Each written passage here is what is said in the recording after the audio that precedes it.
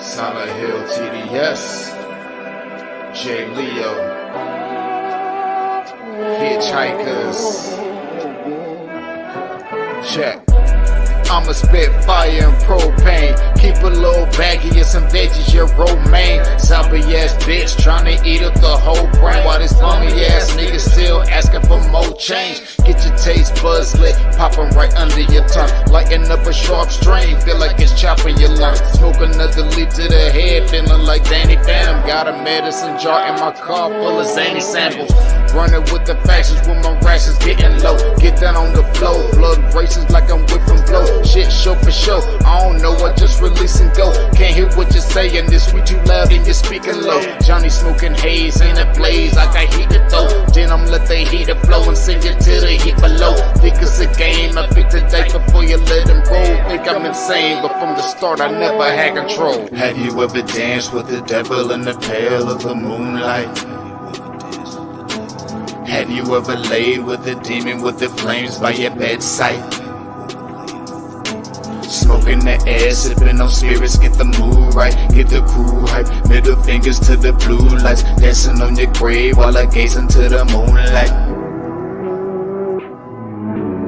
Rolling through the city, heart is empty, but I'm feeling frisky, knowing I can make it even though these niggas want it in me. Got some rolling papers and some bitches, yeah, we getting litty, feeling out of place. Fuck it, I got my niggas with me. We on a long road, smoking trees and bagging hoes. Love is faded, I'm jaded, consequences are never told. Running out of character, the real me is getting old. Facing the facade, 50 shades, and I fall below. I'm on some new shit, underworld a new bitch. Your loose lips tangle you up, I guess this news fits. I do this, spitting some fire in F doom hits. The sun god bringing some light, now watch your mood switch. Hieroglyphs when writing scripts, now my but conquering. Conjuring some spirits in the valleys where they die and quit. Just a gladiator on a righteous tip, still sharp and steel, but I'm colder than the Arctic gets.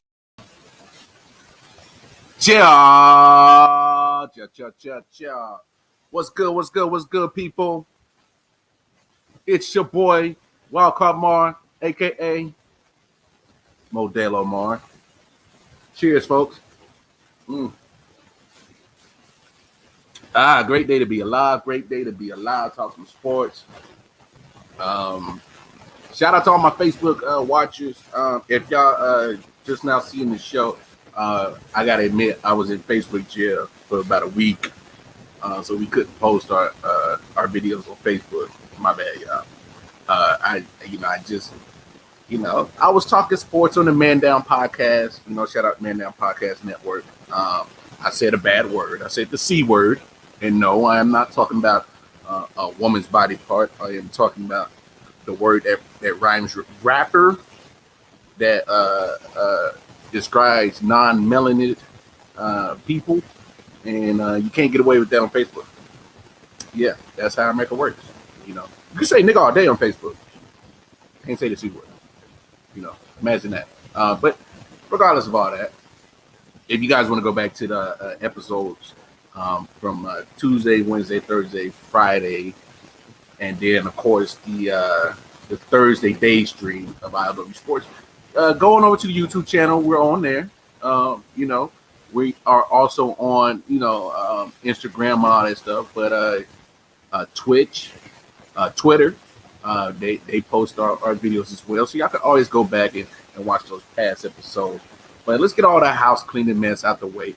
Going over to the website www.I.O.W.19.com. That's where you get all the information you need of anything I.O.W. sports related, including this show, the day stream, I.O.W. podcast, R-Bop, Daddy Cooks, LJ Presents, and any other material we got coming down the line from sports to talk pop culture, to talk politics, all that. We got all that in the works. No work. We got the whole umbrella covered on the I.O.W. network coming down the pipe. I'm telling you. You can also go cop the merch. See, my drip is real stupid right now because we got merch. So go holler at your boys, holler at your peoples, and say what's up.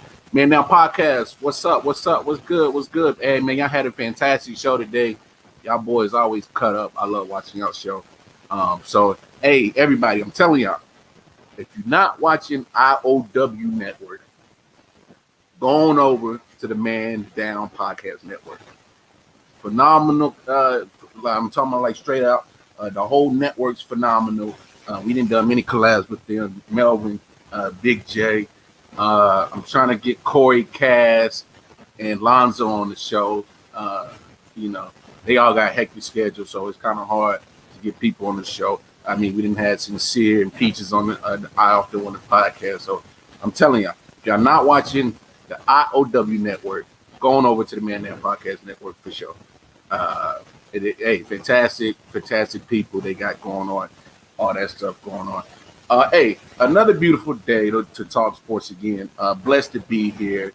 Don't say the C word on Facebook, y'all. Y'all end up in jail like me. You know, it happens. But y'all grab your drinks. I'm out of weed right now. I need to re-up. Where the weed man at in Raleigh? I need to hook me up because I'm as dry as a prostitute snatch, and this shit ain't cool. I was up to damn 5, 6 in the morning last night. Couldn't sleep with the dance. I ain't had no goddamn Mary Jane, but it's okay. I got my black, so we gonna vibe out and chill out. Oh, last night's show, you know, as a Lakers fan, I did a huge disservice by not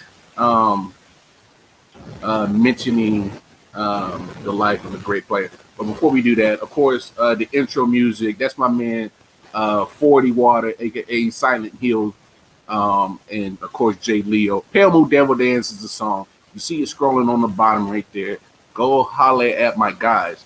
To my local underground hip hop artists that put it on for the city of Charlotte. Go check out their YouTube page, Hitchhikers. Then of course y'all follow them on Facebook, Instagram, do whatever y'all need to do after that. So anyway, back to the show. Of course, I did a huge dishonor by not mentioning the passing of the great Elgin Baylor last night. How dare I, as a Lakers fan, not mention it? So, you know, I found a clip of my favorite Laker and just paying respects to another great Laker, Kobe, R.I.P. But take it away, baby. Tell me what you knew about Elgin Baylor. Everything I heard about Elgin, everything I read about Elgin was that he was Dr. J and Michael Jordan before Dr. J and Michael Jordan. You get to the basket, you do all these incredible things in the air. But I want to know, how did he get to the basket? It's cool to be able to do all those fancy things, but how did he get there? What was the thing that set him apart? He had great footwork, very explosive first step, very strong though. And we forget of his size and how big he was and how strong he was. So once he dipped that shoulder and got by players, it was basically good night. You were at his mercy. That's pretty impressive. A lot of guys can't use the right foot being a pivot foot and the left foot being the foot that they use to fake. It's just an uncomfortable move for right-handed players. And he looked absolutely natural in doing that. Hey, man, that's what I love about Cole, man. Always gave credit to those before him who helped pave the way for him.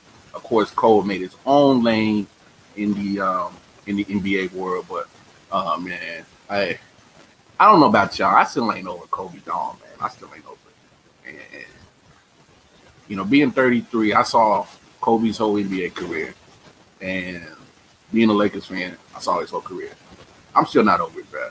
I'm still not over it. I still can't get over it. You know, hey, you're right. Hey, Kobe was a real student of the game, and he recognized the true greats. And if anybody's ever really kind of paid attention to Kobe always kind of picked from certain people. You know, he picked a little from MJ, picked a little bit from Elgin.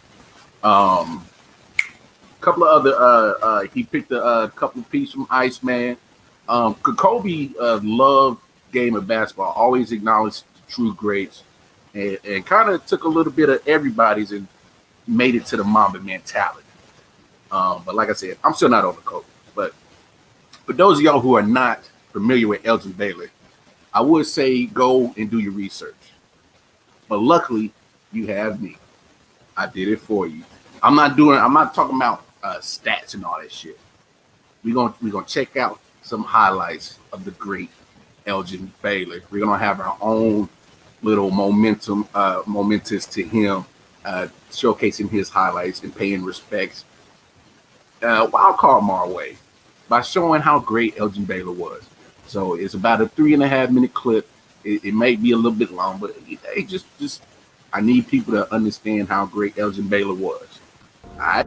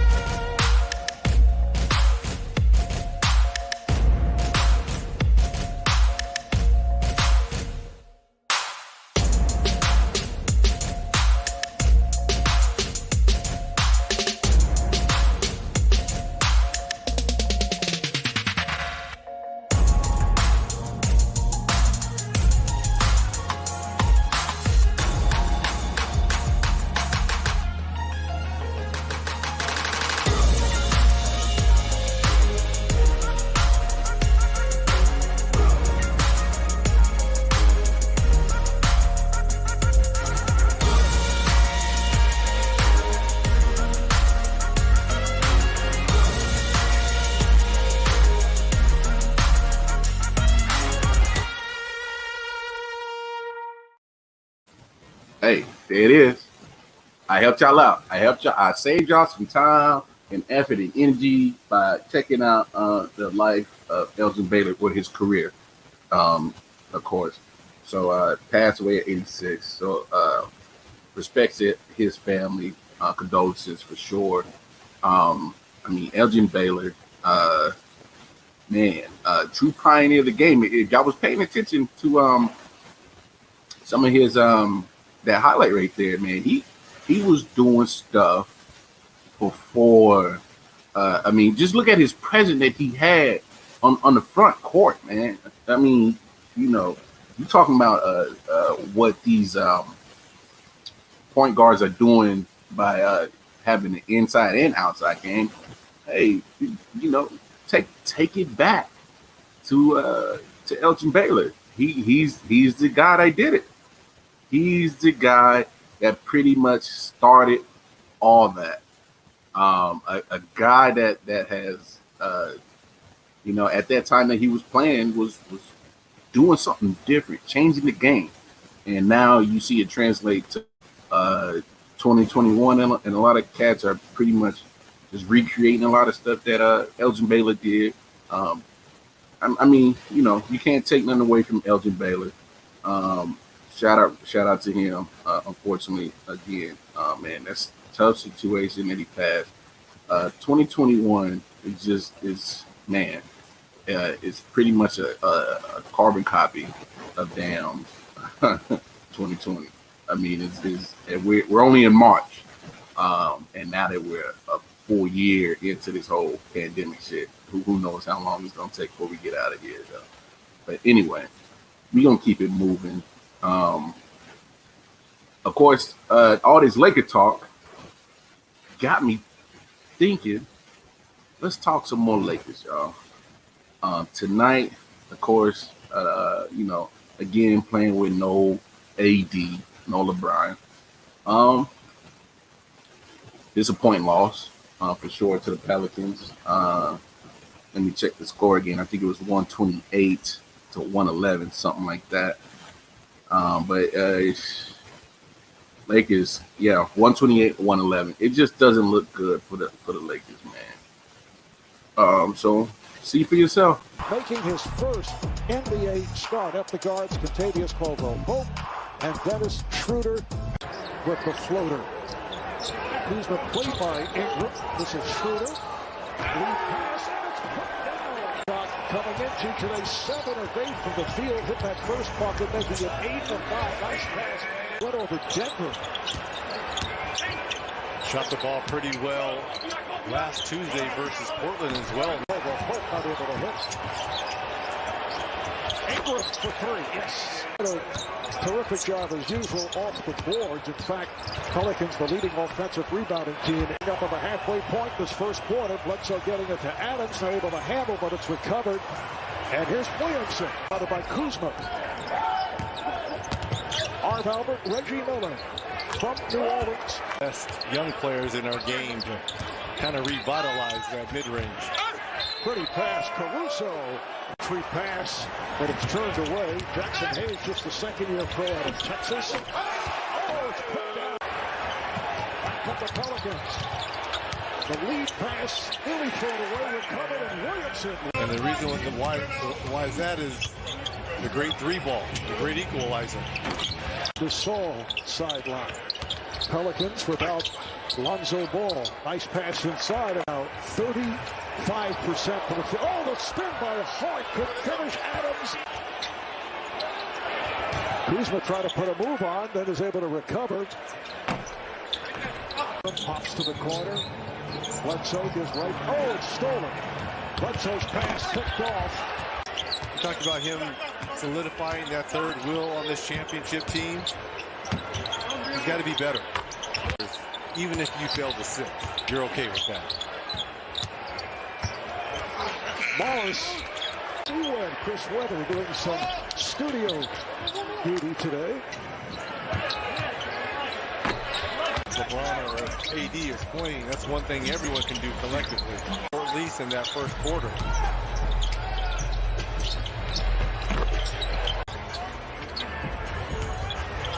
Ingram. Pelicans have also out-rebounded the Lakers 28-19. That may not be his decision. Well, number one, did you first say the low-key pop a ball? Talking to a guy who had an unorthodox release as well. If it's money, it's money.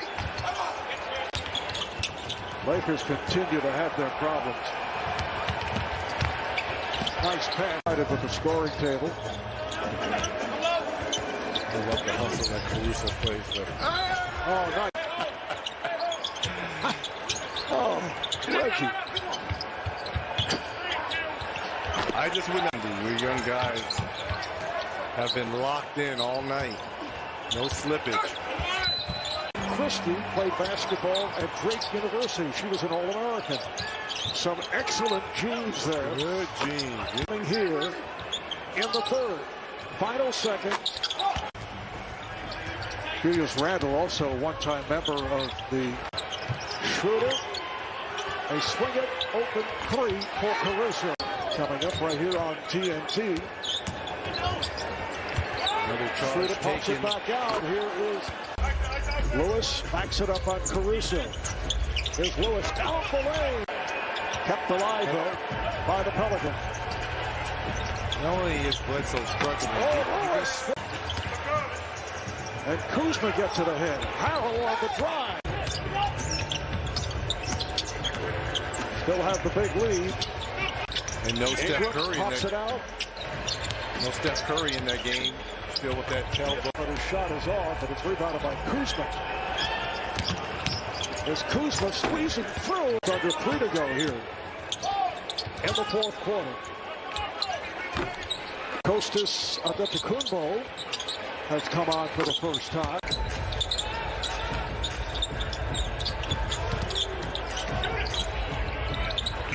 Able to hit. And time running out. Final score. Pelicans.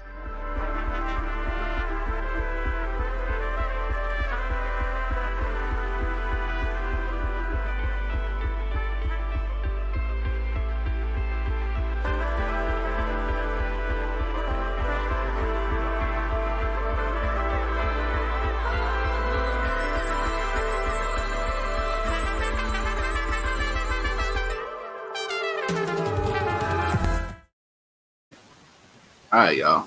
So that was the highlight for tonight's game against the Pelicans.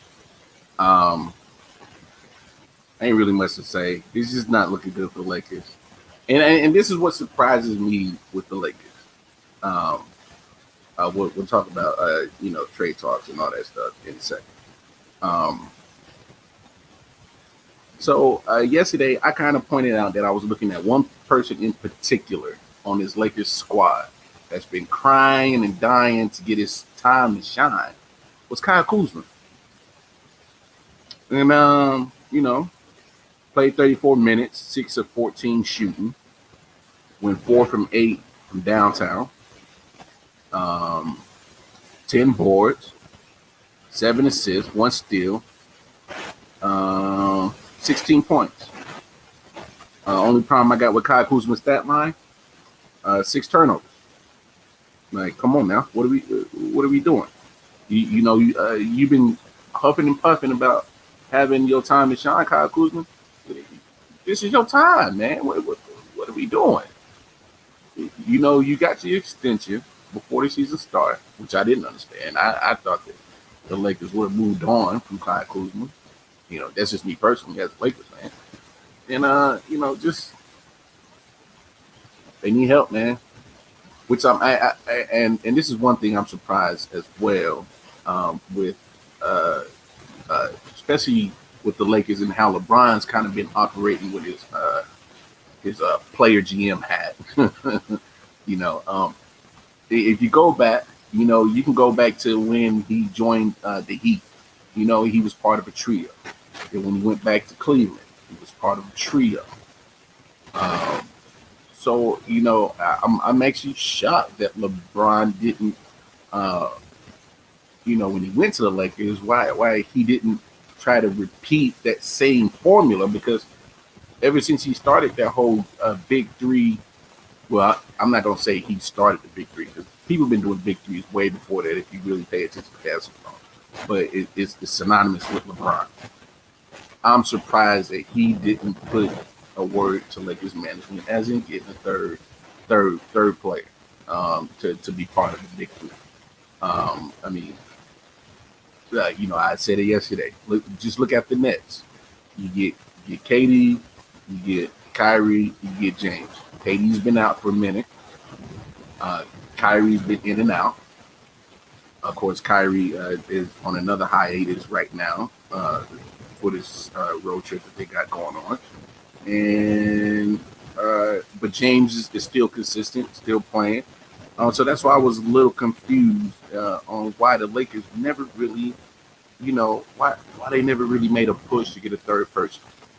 And speaking of the Nets, right now they're currently battling it out with the Trailblazers, 114-112. And they got about 8 seconds left in that game, so that's going to come. I'm going to keep an eye on that. They're definitely going to finish up while we're shooting right now, so I'll keep an eye on that. But the Lakers got to do something, man. I did see Anthony Davis was doing a little bit of warm up before the game tonight. So they're saying about 2 more weeks he might be back with that calf strain. Who knows? But even if he does come back in 2 weeks, I still say go get maybe a complimentary piece to help them out while either LeBron's going to be out for an extensive amount of time or not. But here's why I think the Lakers should make a move.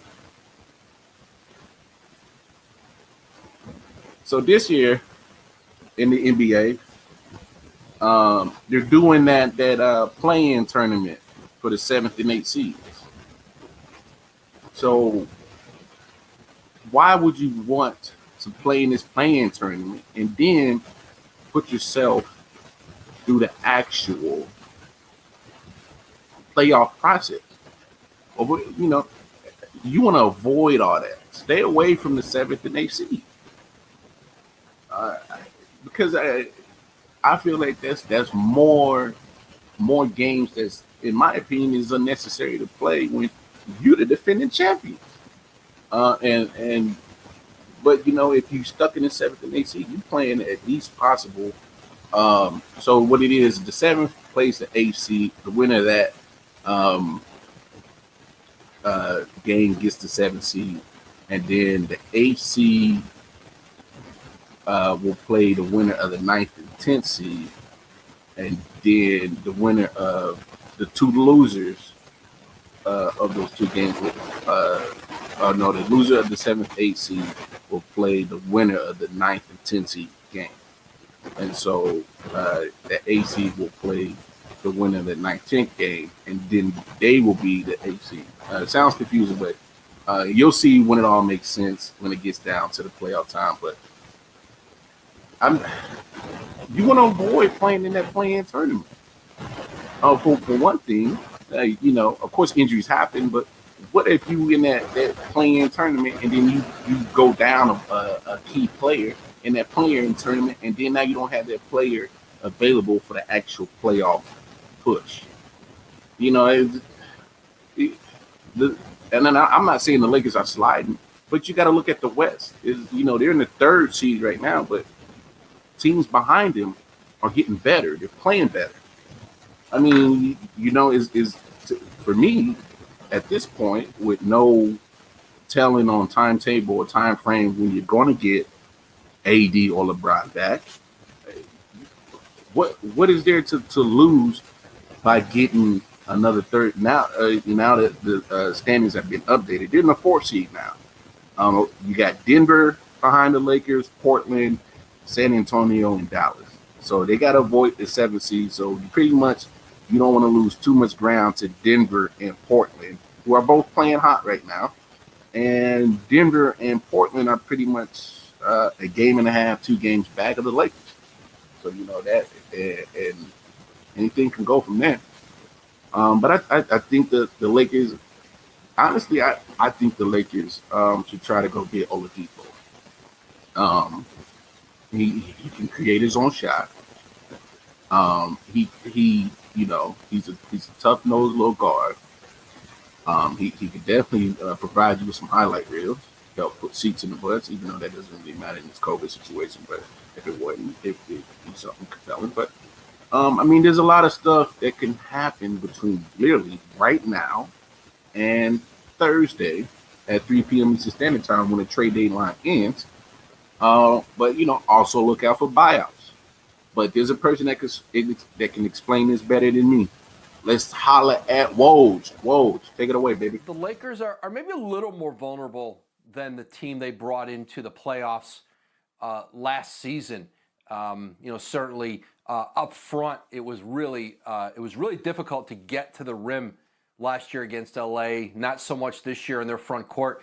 But I think the expectation is by the time they get to the playoffs, LeBron James and Anthony Davis should be healthy, and both are going to sit here until they're not. But all of a sudden, like, I mean, think of your reward if you're the Jazz, if you're the Suns. Hey, we got the 1 or 2 seed in the West, and here are the Lakers in the first round. That's not exactly why you wanted to earn the privilege of being at the top of the conference. But I do think there's I think especially in the West, teams. You know, I think Denver is a team that's, you look at Jeremy Grant and losing him to Detroit in free agency. They have felt the impact of that, certainly. And I think Denver's a team that would certainly like to improve. I think they look at a Jazz team now that maybe jump them in the Western Conference. You know, Phoenix, I think, is a team, that surprised everybody. Monty Williams, certainly a Coach of the Year candidate there. And I think the Clippers still, they've got to get better. And I think they still need some more guard play. And I think they're out in the market monitoring that. And you may see teams may not do it by the trade deadline. I think you're going to see a lot of quality players in the buyout market, and then that's going to have for a lot of teams some urgency, to add a player there where you could add a player obviously without having to give anything up. I really wish the Clippers would go for a guy like Kyle Lowry. I think he would make such a difference on their team. Yeah. I think chances are I'll probably end up in Miami before LA. But Woj, you're always my barometer for whether I'm crazy or not on NBA Countdown. And this morning I talked about the fact for LeBron being out for a little while, who knows what's happening with AD? Could we potentially see a scenario in which the Lakers are in the play-in tournament? Is that feasible to think? Is it realistic? It's not inconceivable. I mean, listen, in the West, you can lose. Listen, these games come right on top of each other in this shortened season and in the second half. It's not inconceivable, but I think, depending on how long, LeBron's out, I think AD's certainly going to be back sooner. If you just have one of those players on the court on a given night, you could certainly beat anybody. This is a team right now that can lose to anybody without them. But it is a concern for this Laker team. And listen, but at the same time, I do know this, and I know the Lakers believe this. As long as they have their healthy team, they can go win on the road in the postseason. There's no one they're going to be afraid of. And this is still a championship battle team. And when you have AD and LeBron back, having them healthy for a playoff run is much more important than playoff seeding. I don't know that they could fall all the way out of it, but by the time, when we get to the end of the year, could they be in that 6th, 7th, 8th spot? Yes, of course they could be. Well, just pop the champagne. The Rockets won a game. Give it up, give it up. They snapped the 20-game losing streak. But in all seriousness, can we see one of their two stars potentially on the move? Oladipo, I know that the asking price was high earlier on, or maybe John Wall on the move. Yeah, John Wall's contract and the injuries, that's not really conceivable. There's no real value on the market with the money owed him and where he is right now. But Victor Oladipo, that's going to be really the interesting one to watch between now and Thursday. He is very much available. The question is, how much can they get back for Oladipo? And his market value, again, given injury, given his availability to play, how efficient he's been. And then if I'm trading for him, what do I want to pay him? Listen, there are teams out there who would trade for him as a rental. And that's not the kind of return Houston wants on the guy who was the centerpiece of the Harden trade, certainly outside of the picks they gathered. But I think Oladipo is very much available. The question really is, can Houston get back, a representative offer? Because if they don't, they may just hold on to him for the rest of the season and look at maybe sign and trade options when the year's out, when he has shown that he can be consistently healthy and play at a high level, because he's not really been able to show that, or hasn't shown that yet this season in Houston. Yeah, there's been a lot of eyes on Oladipo this season just to see how he's responding from the injury. In Boston, Danny Ainge has collected a lot of draft picks, a lot of assets, and they have a team that you would argue, with looking at their record, has underachieved. They've had a lot of injuries, obviously. Is Danny Ainge going to be active at the trade deadline? Well, history shows the Celtics will make a lot of phone calls. They'll get involved with a lot of different players and ultimately not do very many deals. But I do think there's a different urgency. They are involved in the Aaron Gordon talks. There's a number of teams with Orlando. I think there's two teams, really are going to set the tone of trade deadline. I think that's Orlando, and I think that's Toronto. And certainly, but Boston, we'll see. I think Orlando is really, they're going to take in bids. They're going to take in offers on Aaron Gordon. I do think this is the end. This is the end for Aaron Gordon in Orlando. I think they're ready to move on from him. I think he's ready to move on. Boston's in that mix. Woj, always a must follow. Appreciate you, man. Thanks for watching ESPN on YouTube. For live streaming sports and premium content, subscribe to ESPN Plus right now. There you go. Woj dropping Woj bombs already. He had some interesting takes right there. I can see Oladipo helping the Lakers. You just saw Woj said that there's a greater chance of getting AD back before getting LeBron back. But So imagine a scenario: the Lakers get AD back sooner rather than later, and you add Oladipo. You got a nice little inside out duo right there. Of course, barring Oladipo's health, but you know, I'd say pull the trigger on it. Give AD some help until you can get LeBron back, and then you can manage you know the play calls and when you get LeBron AD back and say Oladipo mixed in there. You can manage that, and if anybody that's always been great at um, getting his team to come together is LeBron, in a short amount of time. I mean, you're talking about pretty much the NBA season. Most teams got about 27 to 30 games left. COVID permitted left in the second half of the season. So, I something Lakers. I come on. As a Lakers fan, I'm talking to management. You help us out. Just, I freaked out prematurely with the AD injury, but now my freak out meter is off the chain with LeBron down. I got to see something because right now, presently constructed, the Lakers they without AD and LeBron, they just look like Houston Rockets.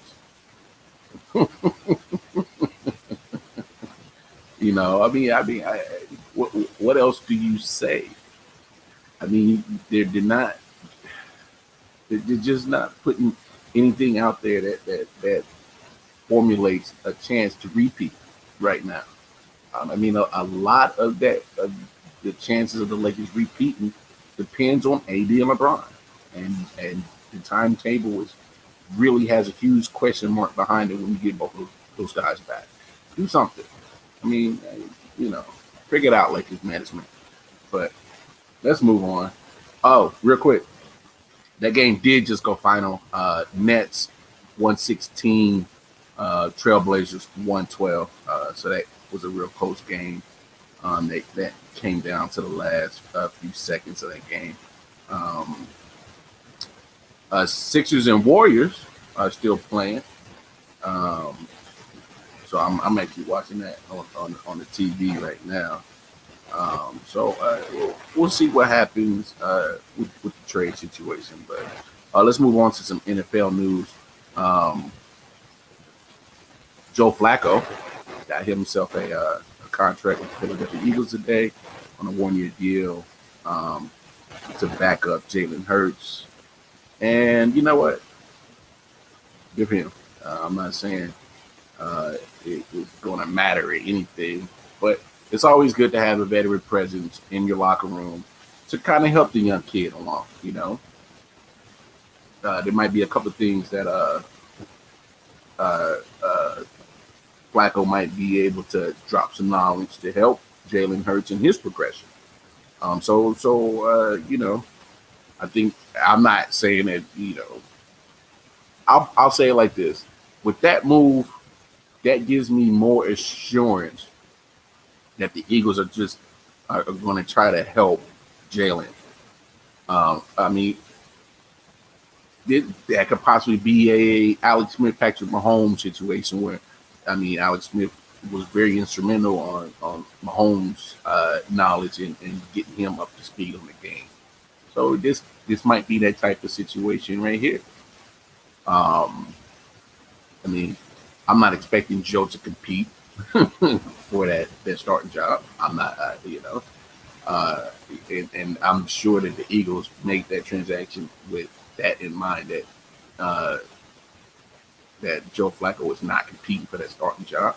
But I'm also leery that I don't think that the Eagles are all 100% in on Jalen Hurts as well. Just something tells me that they're just not. Not only that, just look at their transactions in free agency.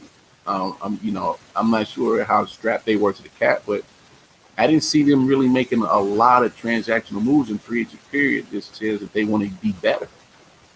And that's what I'm going off of. That's what makes me so leery about them being all in with Jalen Hurts. Of course, the draft is coming up at the end of April, so that might change some stuff. I'm looking at the 76ers game right now, 105-96. Got about 2:12 left in that game. And Sixers, I gotta give them props. I gotta give Doc Rivers his props. He got them team playing ball without Joel Embiid. Of course, we don't know the timetable on his return, but they have managed to still play great team ball, still compete, and still win it. I mean, you can't knock that. But back to NFL. Of course, got to talk some Deshaun Watson talk.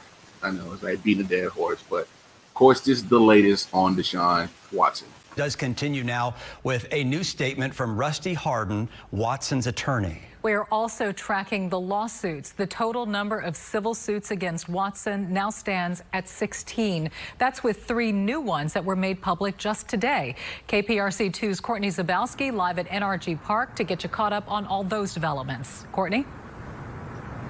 Well, Dominique, these 3 new lawsuits deal with the same sort of sexual misconduct allegations that most of the others do, that Deshaun Watson allegedly contacts these women over Instagram, sets up a massage, but then wants more than a massage. But his defense attorney says that's not the case. The lawsuits against Houston Texans quarterback Deshaun Watson are well into the double digits. But Rusty Hardin, the attorney representing Watson, says this, quote, I believe that any allegation that Deshaun forced a woman to commit a sexual act is completely false. He went on to say in January of this year, a woman attempted to blackmail Deshaun by demanding $30,000 in exchange for her indefinite silence about what she stated was a consensual encounter. In an affidavit attached to Hardin's statement, Watson's marketing manager details a telephone conversation he had with a woman that they believe to be one of Watson's first accusers. It reads, quote, she confirmed that everything that occurred was consensual during her encounter with Deshaun. I asked Ms. Doe why Deshaun should pay for silence regarding something that was consensual, whatever it was. She said that it was a matter that both she and Deshaun would wish to keep secret and that she would need to be paid for her silence. Watson is accused of sexual misconduct in more than a dozen lawsuits. Tony Busby is representing the alleged victims. In a response to Hardin's statement, he told KPRC2, my first reaction is that there have been so many massage sessions from Instagram that Mr. Watson can't keep track of them. He went on to say we will also provide a copy of the non-disclosure agreement that Deshaun Watson and his marketing manager repeatedly insisted that Jane Doe sign after the massage session, which she refused to sign.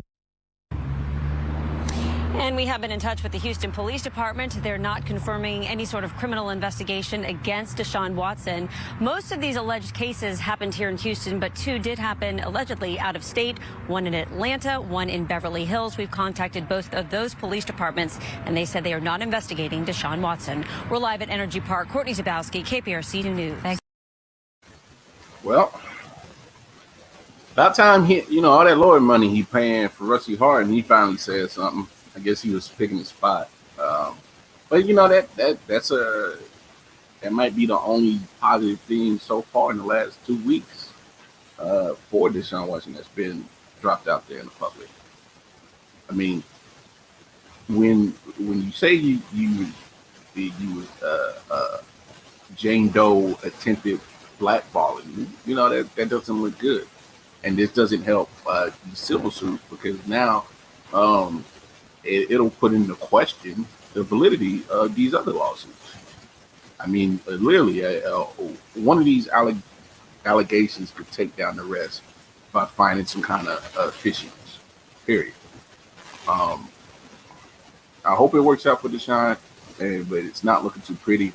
Of course, the talking heads out there in the sports world are pretty much coming to a consensus that maybe Deshaun should just settle this stuff to get it over. I'm of the belief that if you really did no wrongdoing, you should fire it. That's just me. I feel that if you come up with some type of a settlement outside of court, which I think this is what this whole situation is get some kind of settlement and to avoid courts. In my opinion, I don't think Tony Busby, the lawyer who's heading up all these civil suits, I don't think he wants this to go to court. I think he's looking for the settlements, just to settle it and get it over. But to me, I just gotta, just me personally, if I was Deshaun Watson, and I wouldn't settle for shit if you feel you did no wrong. And especially if you feel like it was quote unquote consensual situation. For one of them at least. I don't know about the other 15 or the possible more that could be coming down the pipe. I mean, this shit has been turned into such a circus that who knows what's coming next. I mean, but it's crazy. But it kind of brings into just a real fine line, especially when you're a young athlete with money, you're in the limelight, and just how you're interacting with certain people. And you never know how people are going to react to certain things, and the shit might go left. Hopefully, Deshaun can learn from this. I hope he does. I don't know. I'm really tired of talking about it, but just because of being a podcast, I got to talk about stuff that's going on in the world of sports, and this is probably one of the craziest stories that continues to get crazy and crazy by the day. I don't know. It's nuts, but there is one crazy story. A lot of people may not be paying attention to. A couple weeks back, when Les Miles had his situation, I went on a rant about, most athletes are getting such a bad name for doing, crazy stuff in the public. But usually, there's situations where people who are in a position of power, like a coach or AD or general manager or owner, they have transgressions as well. And, and it's not just pro sports or college. It's also in high school. Prime example. Controversial high school football coach Rush Propst is in the news again, and not in a good way. Propst, the highly successful former coach at Hoover High School and several other schools in Alabama, was at the center of a 64-page deposition made public in Georgia on Tuesday.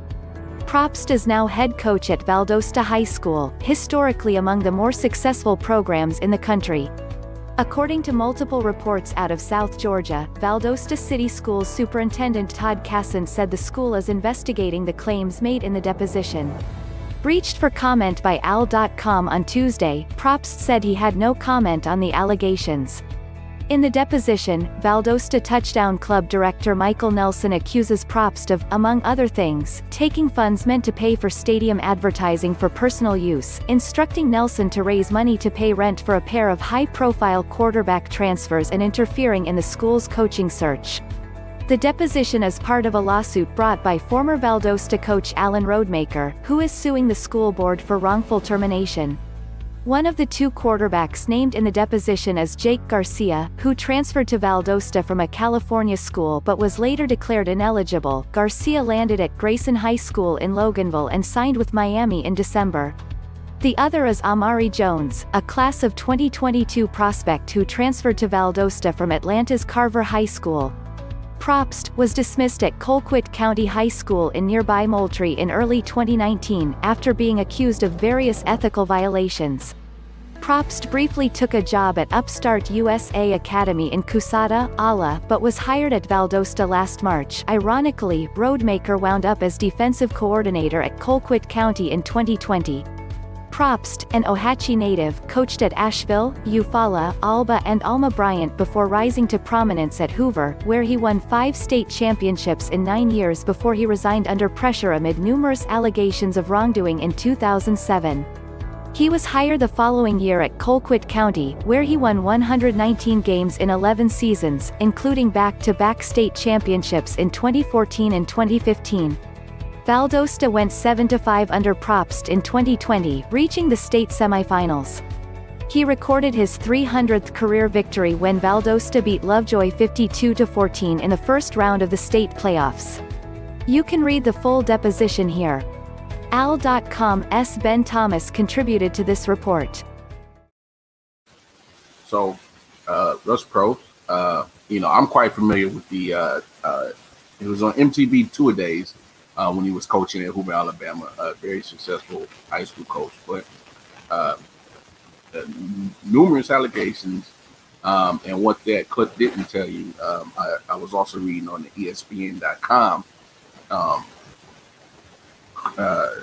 piece on this as well. One thing that I saw that was quite damning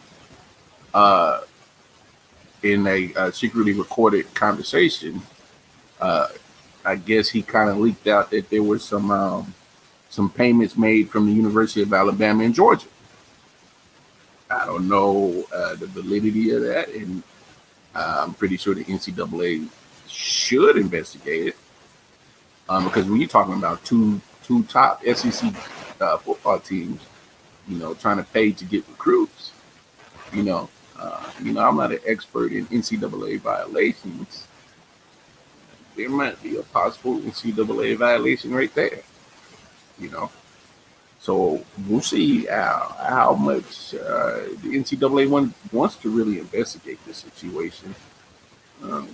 We'll see, because what if these allegations are true that Alabama and Georgia are paying, to get for these prospects? What does that say about Nick Saban? We got to ask that. What does this mean for NCAA, to investigate their golden goose in Nick Saban? I don't see an issue with that. If they name dropped Georgia and Alabama as possible schools paying to get for prospects, at least take a look at it. You can't ignore it. That would make you complicit to illegal action. I'm just saying. They should at least look into it. But this goes back to what I was saying a few weeks ago, that a lot of people want to put the blame on athletes for the behavior, and rightfully so. But they should also start looking at people who are in position of power, because they're not being model citizens as well.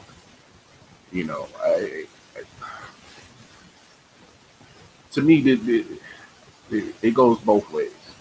You want to hold players accountable for their behavior and stuff like that, and how they should conduct themselves.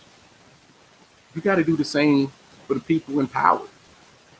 One of my best quotes I like to, say from Remember the Titans, attitude reflects leadership.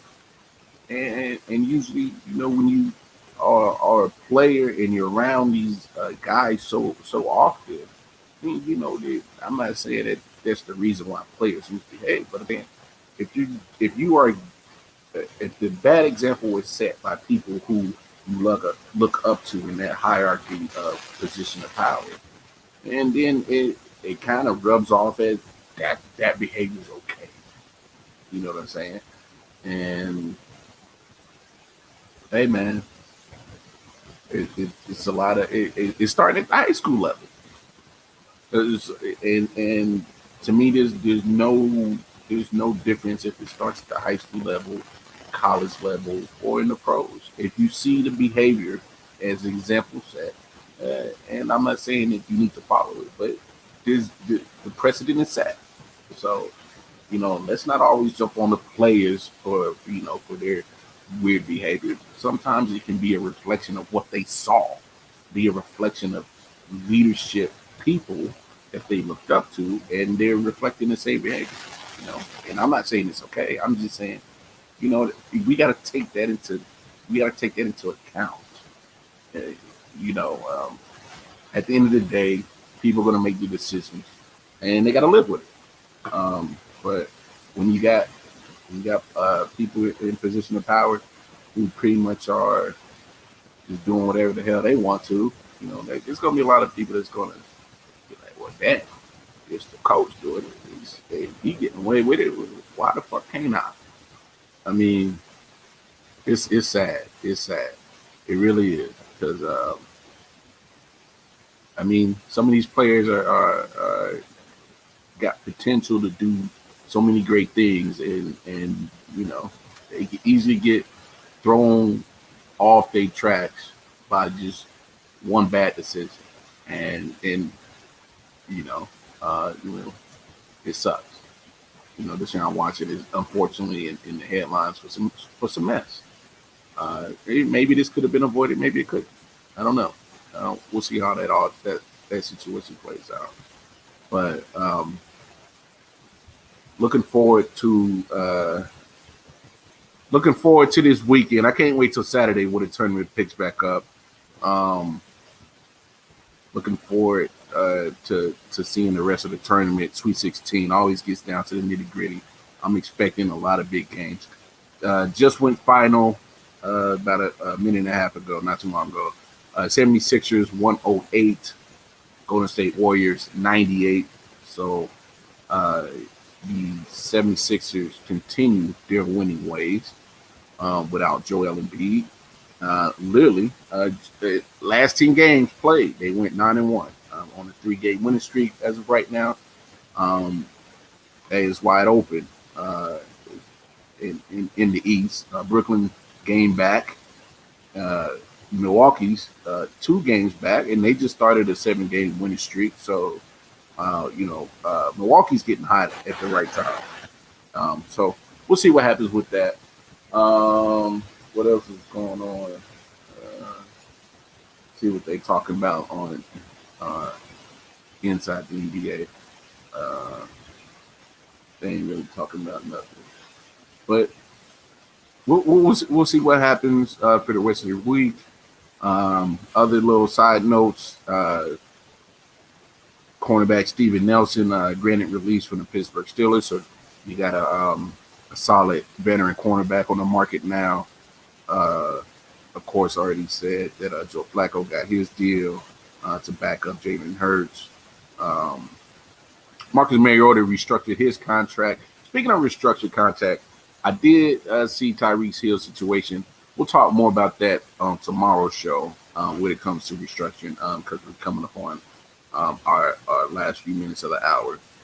So we'll touch on restructuring and all that stuff, and that'll be an interesting conversation we'll be able to have tomorrow. But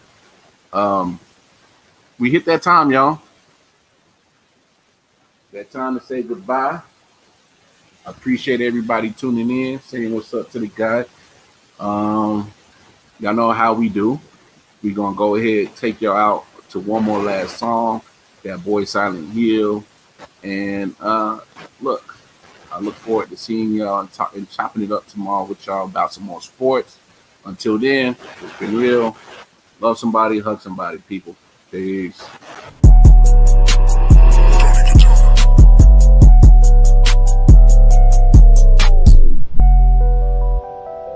Silent Hill TDS. Hitchhikers. Let's go. Yo. Pick and roll with the bowl, whoa, watch the smoke unload. Let my soul sink into the flow, feel the flames below. Ready to go, light another pack, watch the blunt roll. Let it go, greetings to the beast, about to take control. Overload, burn another shrub to keep my mind sedated. Elevated, felt elated from withdrawal but never faded. Alcohol, pumping out my system in need of patience. Point, blatant, do it in reverse until the points taken. Put it in work to muscles jerk, and my joints aching, numbers don't lie, but I think these niggas point shaving. I am on another high, you can only taste the fragrance floating on the stroke. Bodies below, twisted, agitated. Hand me another grain, watch me break down and light this bitch. Explosive tendencies, watch me spark and ignite the shit. Put the game in a chokehold with a tight grip. Niggas inciting shit, most people and they bite their lips. Cold hearted bastard, give a hot bitch an icy kiss. Take a buzz to another level, then heighten it. My karma is Dalai Lama, the smoke for enlightenment. Nigga drag me to hell with all the hounds cars and Leviathans. Reach for a pack of gobs, cause I'm about to smoke a crinkle. See poppin' and percolate, I just want to smoke circulate. Losers will spectate and the haters will speculate, but I'm too busy taking all this vapor straight to the face. Damn. Shit. Man, shit pretty good. Hey, man, you got a light? Fuck that, how much shit. Pick and roll with the bowl, whoa, watch the smoking low. Let my soul sink into the flow, feel the flames below. Ready to go, light another pack, watch the blood go roll. Let it go, feel this to the beat, about to take control. Pick and roll with the bowl, whoa, watch the smoking low. Let my soul sink into the flow, feel the flames below. Ready to go, light another pack, watch the blood go roll. Let it go, feel this to the beat, about to take control.